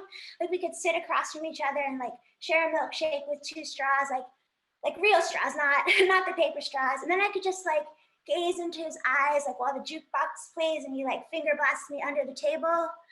Because even in the 50s, like I would still be a whore, right? Because like you don't change with time travel. Like I just want to be a whore in like a more nostalgic era. Like how do you get cum stains out of chiffon? I went to a school called Wellesley. If you haven't heard of it, Wellesley, it's like Harvard, but like for women who didn't get into Harvard. And Wellesley is a very feminist school, which is cool. I am a feminist, and I know we say like this is what a feminist looks like, but this probably isn't what a feminist sounds like. Like I know I have the type of voice that sets the women's rights movement back like 60 years. And if Ruth Bader Ginsburg was alive today, she would probably fight really hard for your right to abort me, but it would be your choice. And that is what feminism is about. It is about choice and women supporting women. I support women except for when I'm lying at TJ Maxx, and sometimes like the line is long and I'm like, maybe every woman except for me should die. I'm Natalie Ferland, thank you. Thank you so much, Natalie. And don't let anybody tell you leopard is bad. I'm a Jersey girl, all leopard all the time. All right, except for right now. All right, moving on. Our next comedian performs comedy in the New Jersey, New York area with the all-female comedy group, That's What She Said, and with the comedy duo of Henry and Stein. At age 7, a photograph of her at the municipal pool appeared in the local newspaper. Therefore, she considers herself a former swimsuit model. She's a daughter and a husband. In other words, she has 2 children. Please welcome Suzanne Stein. Thank you, thank you, thank you. Ladies of Laughter Zoom audience, let's chat, shall we? My name is Suzanne Stein, and I'm a mother, and I'm a wife, and I'm living the dream. I'm living it. Not all dreams are good. Some are nightmares, recurring. My recurring dream began on my wedding day when I got a husband and a mother-in-law. Now that's in addition to the mother I already had. And my mother and my mother-in-law, they're living in the prime of their filter-free retirement. They really are. It's just a constant gush from thought to speech, and they're having a really fun time with it. And for me, what that means is the ultimate experiences is when my mother and my mother-in-law, they join filter-free forces in public, like at every one of my daughter's school concerts. So here's one of my favorite comments from a school concert. Suzanne, you see that one on the top row? That's a big girl right there. Look how large she is. What a big girl. Another one of my favorite comments. Suzanne, the boy in the blue striped shirt. What's his issue? There's something off with him. Something's very wrong with him. The one next to the Oriental girl. And the best is when my mother and my mother-in-law sit right next to each other at a concert, because then it's an entire filter-free conversation at top volume, because the whisper is gone with the filter. Jerry, you see the child with the long hair and the dungarees? Is that a boy or a girl right there? I can't tell. You know, Ro, I can't make heads or tails of that one. That's a shame. What a sin. That's a shame. But I'm looking forward to it, you know, embracing my own verbal incontinence, which is to come. It seems so freeing, you know, and you've got to look forward to something about aging, because the physical signs of aging, those will drag you down, you know, they'll wear you down, and they come at you hard and fast. You know, you're looking at yourself in the mirror, and you're armed with your minuscule tube of Miracle Cream. It's extremely expensive, and you're just trying to stop the bleeding, you know. And then you notice something new that you can't unsee. What's this I'm looking at here? It's a turkey waddle is what it is. It's a sagging turkey waddle. I wonder if birthday party hats with the elastic strap will become fashionable daily wear. That will be helpful. What's this that I'm looking at now? What laugh lines? How is this possible? I haven't cracked a smile since my wedding day. How is that even a thing? Now what? Oh God, what? It's just an eyelash. It seems an eyelash has fallen and landed on my chin. I get to make a wish and wish this all away. Like, why isn't it? Oh God. It's attached. That's a chin hair right there. That's a chin hair. And that chin hair, that attached chin hair, started me thinking about the 1970s circus folk, specifically the bearded woman, right? The bearded lady. She was part of the freak show. People, she wasn't a freak. She was a smart, business-minded woman who seized the opportunity to get out of her house, travel, and get paid not to groom herself. Now that, my friends, is living the dream. My name is Suzanne Stein. I want to thank you for this chat. Thank you so much, Suzanne. Oh my God. The mask around the chin, though, has been really good for the double chin turkey waddle. Yes, I take all my pictures, like had to have a mask on, looking very thin. All right, ladies, we are, and gentlemen, whoever might be watching, we are down to the final professional contestant tonight. She is a comedian with the confidence of a Midwestern tomboy from Naperville, Illinois. She's performed at Second City, Improv Olympics, and clubs all around New York City. She's produced 2 award-winning web series and written award-winning scripts in film festivals you've never heard of. Most notably, she's known for plotting ways to take advantage of the arthritis in her knees and hopes to be an influencer for Ben Gay. Please welcome Katie Novotny. Yeah, let's go everyone. The last set is coming to you live from my parents' basement. Yes, I have turned into the unemployed single male comic cliche that I used to ruthlessly make fun of. Except the difference is that I'm performing in the same room that I got my first period in. So I'm really just like breaking the glass ceiling here. Anyways, I have been living here for the last 13 months. Thank you so much. Hanging out with mom and pop. And I realized recently that I basically have turned into a full-on suburban housewife. You know, I'm sneaking kale into my parents' pasta dishes. I'm running the dishwasher every night before we go to bed. I'm yelling at my dad and be like, you better get that shit off my countertop or we were gonna talk tomorrow. Also, when my parents do leave the house, I find myself talking to my dog like, where's mama's juice box? And by that I mean Chardonnay. I also now get off on errands. So if anyone needs me to go to the post office for them, I'll do it. Just send me a DM. It's gonna be great. I have been having a lot of free time this year. I don't know if I've alienated the audience, so I feel like Was I not the only one? Been doing a lot of reflecting, asking myself the big questions, you know, like what type of snacks will I be eating in my bed tonight? Also, do I want to be a mother? You know, the stuff like that. You guys really haven't sold me on it. However, I have been on the fence for a while, like if I want to have kids or not. But after watching the last 4 seasons of the hit CBS drama Racism, I feel like it's my moral and civic duty to outpopulate a specific type of white. You guys know what I'm saying? Did you catch the insurrection episode? It was wild. Absolutely wild. I can't say I wasn't expecting it, because I was definitely expecting it, but I wasn't expecting all of it. You know what I mean? Just crazy writer's room. They had a lot of fun. I also was not expecting to be prescribed an antidepressant and anti-anxiety medicine this year. That one took me by surprise. I like to think of it as a men's 2-in-1 shampoo, you know, like I don't smell like sea and surf, but now I don't break down when I think about the ocean. My friends told me that they were all on Lexapro, and I was like, oh, tight.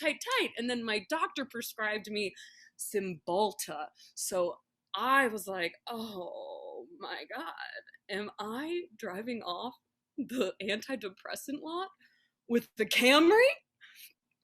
Anyways, thank you so much for having me. That is my time. I'm Katie Novotny. Have a great night, everybody. Thanks for joining. Thanks for everyone for putting this together. This has been amazing. Thank you so much, Katie. What a great show we've had tonight. I guess give all the contestants a virtual round of applause in the chat, you guys. They were all really great. While the producers are tabulating the scores, I just want to check in really quickly, if I could, with Jill and Rolanda, if they are available to chat, and just give me, when you're able, you know, your thoughts on the competition so far, or the competition period, because we're done. Jill? Yeah, I was delighted and exhausted by the lives that some of these people have had to live for the past pandemic, as I sit in my studio apartment by myself with no children. But it has reaffirmed my choice to do that. That's right. Me too. Me too. I feel like I've made good choices. What about you, Rolanda? Fun stuff, you guys. Really good. Just like I said, the more you delved into your personal stuff, that was so different than anything I'd heard, the more interested, the more I leaned in. Just some really good stuff. Just keep at it. Keep at it. I love it when you came up with these characters and just took us someplace we haven't been before and made us laugh. So good stuff. Well, we're grateful for both of you tonight. And Rolanda, you look amazing, but I could turn off your video and just listen to you. We need to investigate your voiceover class for real. That's right. Voice acting masterclass starts in June. All righty. Well, what we're going to do now, while the scores are being finalized, is take a look at the winners of some of the video competitions for Ladies of Laughter. We're going to start with the video short competition winner, Marnie B.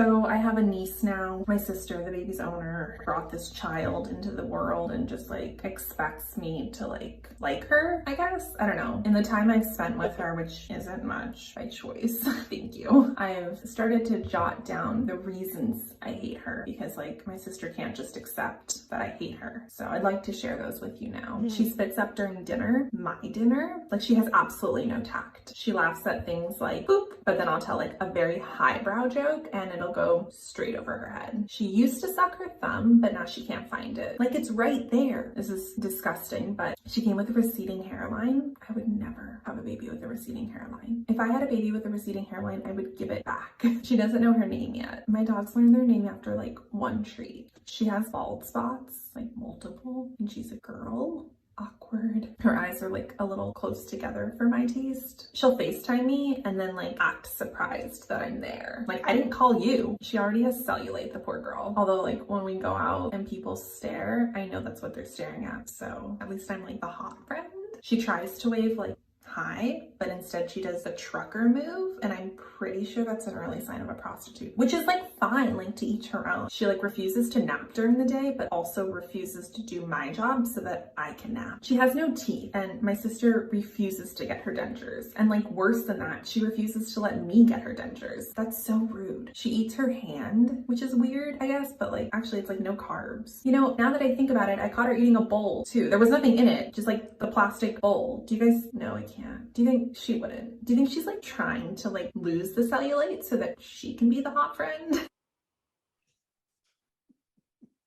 That was very funny. Great job, Marnie.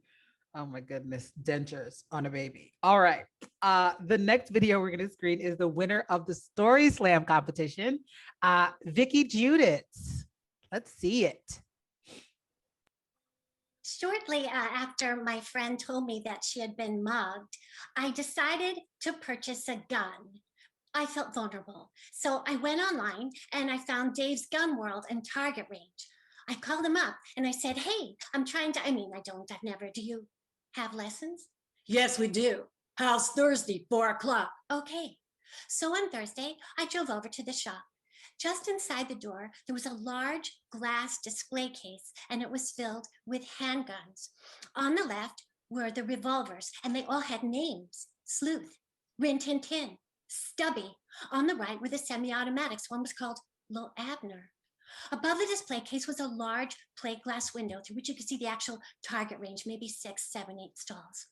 A door opened and a man came into the room. He was short and stocky. He had close cropped blonde hair, pencil thin mustache. He said, hi, I'm Dave. Hi, I'm here for my lesson.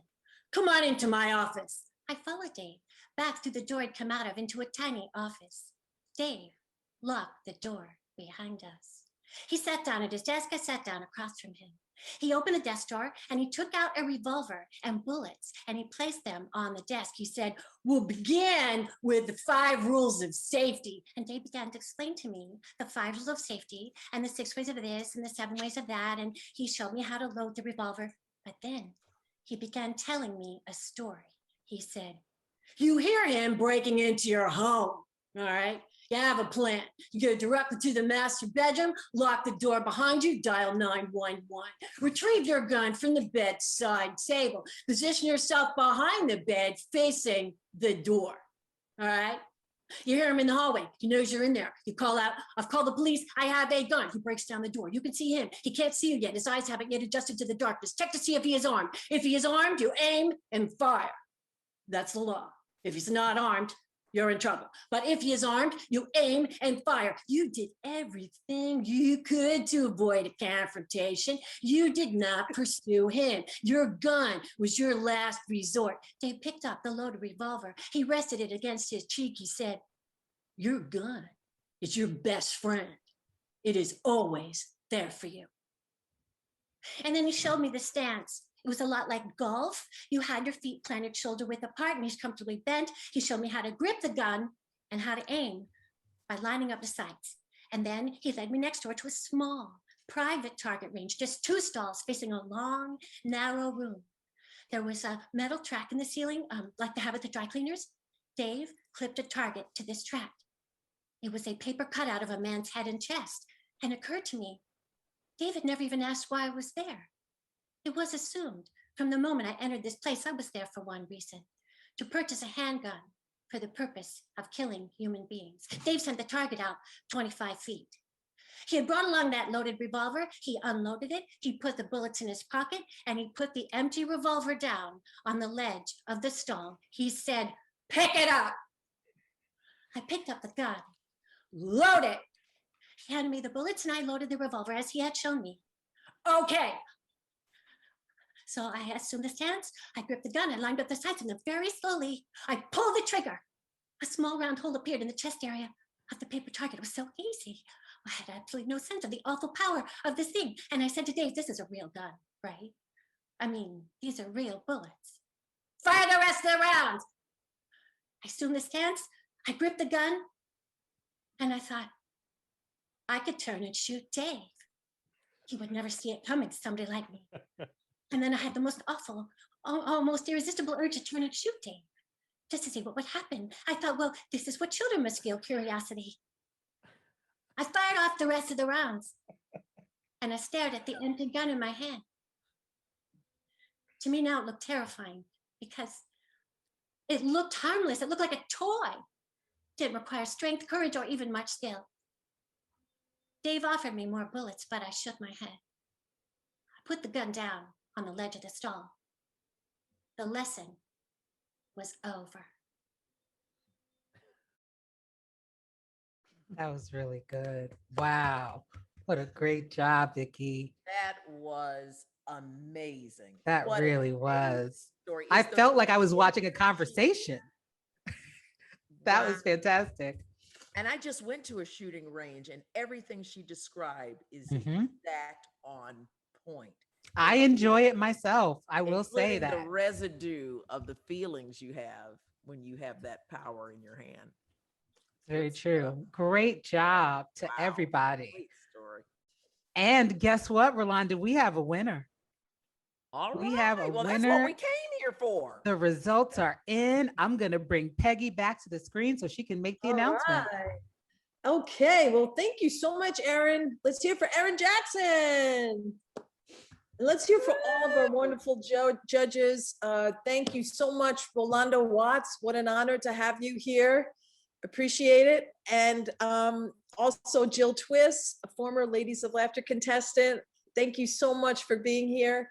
And let's hear it for all the contestants. They were amazing, different. Every one of you were so different from the next one. It was a great show of variety. Thank you so much. You're all terrific. Okay, so we're gonna start with the newcomers and the runner-up. The runner-up in the newcomer category is Marcela Onyango. Marcela Onyango. Hi, thank you. You're the runner-up. Congratulations. Thank you. $150, and you will also receive a case of Hint water. Oh, nice. Very healthy stuff. And terrific. You were wonderful. And you're on the Ladies of Laughter radar. So congratulations. Thank you so much, Peggy, and thank you for having me, everybody. Thank you. Bye. Absolutely. And let's go to our runners up for the professional category. So happy. This woman all the way from Chicago, Sarah Perry. Sarah Perry, our runner up in the professional category. Where are you, Sarah? I'm right Congratulations. here. Thank you so much. You received $250 and a case of Hint as well. Oh my God, I love money. Thank you. And now you again are part of the Ladies of Laughter family and on our radar for sure. So Thank we'll you have so to much. we'll have to come out to the Midwest. Yes, please do. Absolutely. Well, congratulations. Thank you so All much, right. Peggy. Thank you for having me. Absolutely. And now the winners in the newcomer category. The winner is all the way from India, Zarna Garg. Zarna Garg. Congratulations, Zarna. You have to unmute. Congratulations. We can't hear you. Congratulations. I guess you don't want to say anything? Really? You're going to be headlining at Caroline's. I know, but it's. Aw. Well, you were fantastic. Congratulations. Let me tell you what you get. Well, you get two really wonderful gigs, two theaters, that one longtime theater that's been part of the Ladies of Laughter roster, the Goodwill Theater up in Binghamton, New York. And is that all you're taking off, I hope? Okay. And also in Westchester, New York, the Emlyn Theater. And those are two really wonderful theaters that you'll be at. So congratulations. And now you're part of the Ladies of Laughter family. So congratulations. Darna, you really are wonderful. You really are. And the more you just throw it away and enjoy it, just live your story as you tell it. You're delightful to watch and to listen to, and your stories are delicious. So just sit back in the saddle, enjoy yourself as we enjoy you when you're up on that stage. You're going to love Caroline's. They're very warm and nourishing there. And there's nothing. When are you going to be at Caroline's? June 13th. June 20th? June 13th. Aw. I never June thought 13th. anybody's gonna care about my stories. Oh. I'm so happy you are happy. I'm really shocked. I mean, I think I'm an okay comedian, but I'm shocked. Oh, wow. We wouldn't put you up at Caroline's if you weren't any good. You better. So I think congratulations. they made a mistake too. I told him, I think you're making a mistake. No mistake. No mistake. Thank you. They're gonna love you. They're Congratulations. gonna love you. All right. Well, and now the drum roll, please. The professional comedian, the 2021, I just saw Erin's face and I said 2018. The 2021 Ladies of Laughter professional winner, all the way from Boston, Liz Glazer. Oh, thank you so much. Wow. Thank you. This is so exciting. And well, you get over $5,000 in Ladies of Laughter bookings, and you're going to need that now that you're no longer a lawyer. And so we have tons of, wonderful things happening over the next couple of years. So congratulations to you. Thank you. Thank you, Peggy, and everybody. Rolanda and Jill, Erin, everybody did so great. Thank you. Absolutely. And thank you to everybody tonight, all the contestants. You're all on my radar now. You're all part of the Ladies of Laughter family. And when we, have an opportunity, I will try to use all of you as best I can in any of the shows that we have. And congratulations to all. And thanks again to our wonderful judges and our wonderful host, Erin Jackson, and to our wonderful tech person, Brad. Brad. Yes, Brad. And our all of the people that have helped me over the past couple of months. Thank you so much, you guys. I couldn't have done it without you. And I really appreciate all your support over the years. And so thank you. And thanks to the wonderful audience that was here tonight. Thanks for buying tickets. We had close to 200 tickets sold. So that was wonderful. And we had a really great crowd. It was really one of our most successful events. And thanks for Jessica Curson for having her come out tonight. And so it's a wrap, 2021. Good night, everybody. Have a wonderful evening. See you next time. Thank you. Ladiesoflaughter.org to sign up to find out where we'll be next with all these wonderful ladies. Thank you so much. Congrats. Thank you. Take care.